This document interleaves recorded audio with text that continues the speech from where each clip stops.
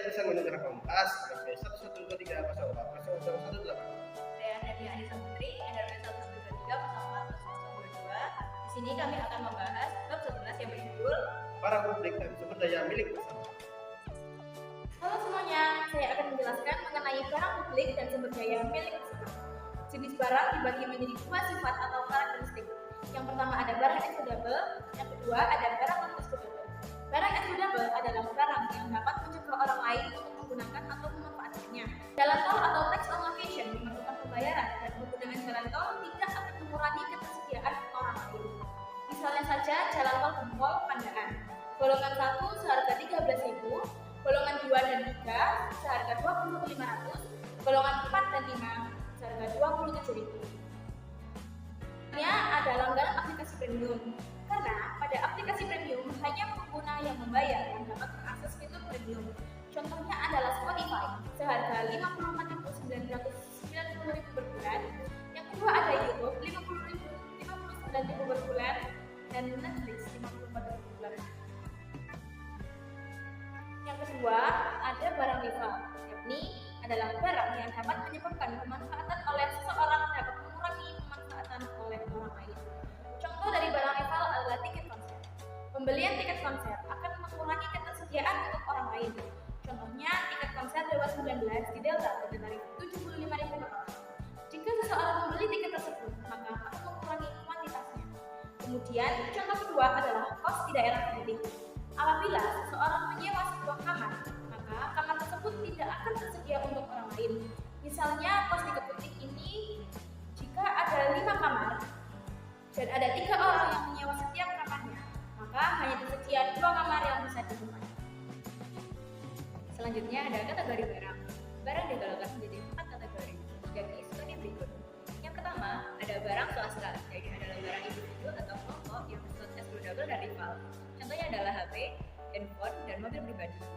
HP dan mobil pribadi adalah barang swasta karena digunakan oleh individu untuk keperluan pribadi. Selanjutnya ada barang publik, yakni adalah barang yang bersifat tidak excludable dan tidak rival dan dapat digunakan oleh orang lain. Contoh pertama adalah pemandangan alam.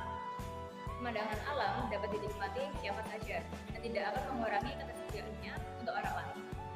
Misalnya seperti pemandangan di lantai kenjeran dan pemandangan lainnya. Contoh kedua adalah taman kota dan jalan umum, karena merupakan fasilitas yang disediakan dan dapat digunakan oleh masyarakat umum.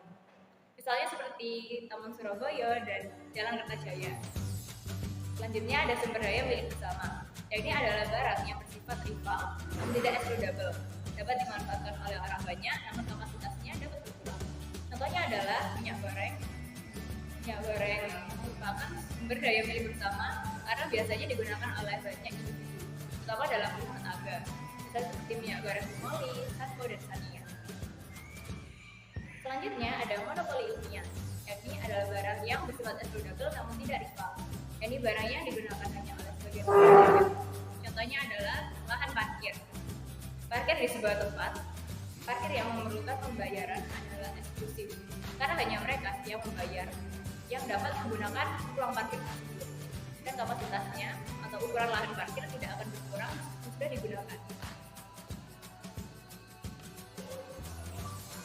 Berikutnya kita akan mengenal tentang apa itu tragedi kepemilikan bersama. Tragedi kepemilikan bersama. Jadi ketika sumber daya milik bersama dieksploitasi secara berlebihan karena kurangnya pengaturan atau tanggung jawab. Hal ini dapat menyebabkan kerusakan lingkungan dan penurunan manfaat jangka panjang. Oleh karena itu, penting untuk memiliki hak milik yang jelas karena hal ini memberikan insentif bagi individu atau kelompok untuk merawat dan mempertahankan barang atau sumber daya agar tetap berkelanjutan dan memberikan manfaat bagi semua pihak. Contoh dari kejadian ini adalah penebangan hutan alam di Desa Tenggayu, Kabupaten Bengkalis, Provinsi Riau. Berikutnya kita akan membahas mengenai studi kasus mengapa sapi tidak punah. Sepanjang sejarah, banyak spesies hewan terancam punah. Contohnya seperti gajah, ada diburu dari hasil gadisnya oleh para pemburu gelap. Karena gading gajah bisa diperdagangkan, maka gajah termasuk hewan dengan nilai komersial. Namun tidak semua hewan dengan nilai komersial menghadapi ancaman seperti ini.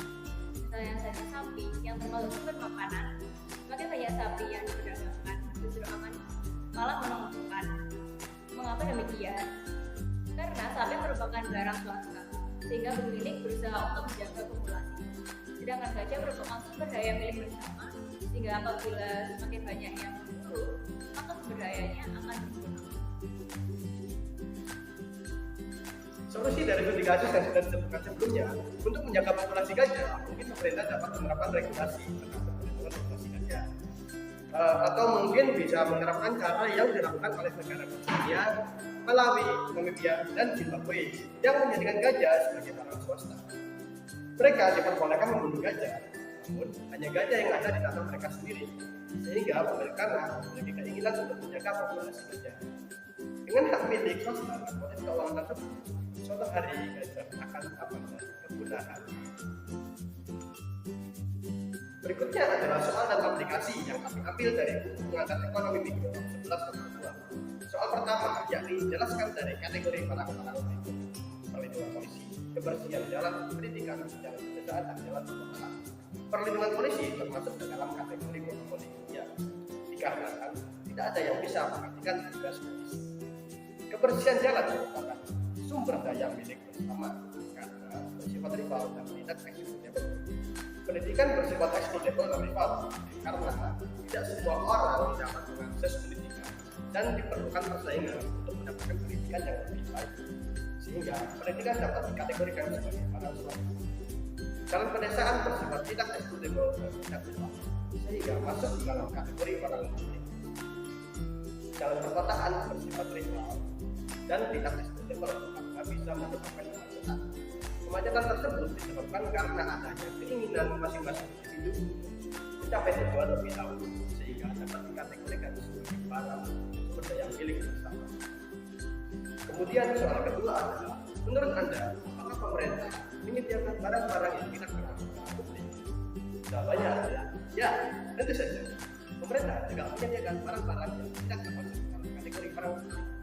Contohnya adalah berikut: pendidikan seperti sekolah dan pelatihan termasuk dalam kategori barang swasta, dan transportasi umum termasuk dalam kategori sumber daya milik bersama.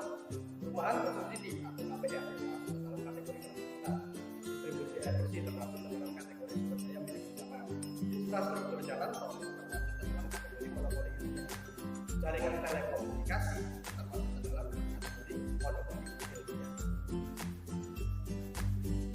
Sekian dari kami kelompok 5, kami pamit undur diri. Berikut adalah referensi yang kami gunakan. Terima kasih.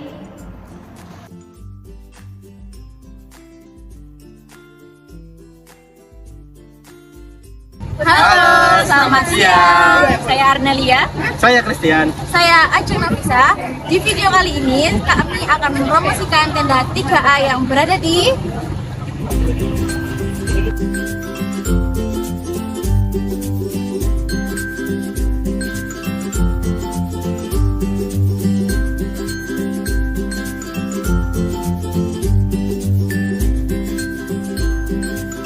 arang dari batok kelapa. Jadi pembuatan arang ini dari komposisinya dari batok kelapa, itu dibakar, habis itu dicampur pakai kanji, habis itu dileburin jadi satu, kemudian dicetak menjadi balok seperti ini. Nah, untuk Abrita sendiri ini lebih ramah lingkungan, asapnya dikit, terus tahan lama. Mulut apinya juga lebih gampang. Nah, jadi Abrita ini merupakan arang yang ramah lingkungan karena arang ini terbuat dari batok kelapa dan harganya juga terjangkau. 1 kilonya hanya 40.000, namun diskon hingga besok hari diskon 50% menjadi 20.000 per boxnya. Jadi jangan lupa beli di tenda. Sekian kegiatan kita pada siang hari ini. Jangan lupa kunjungi website di bawah ini.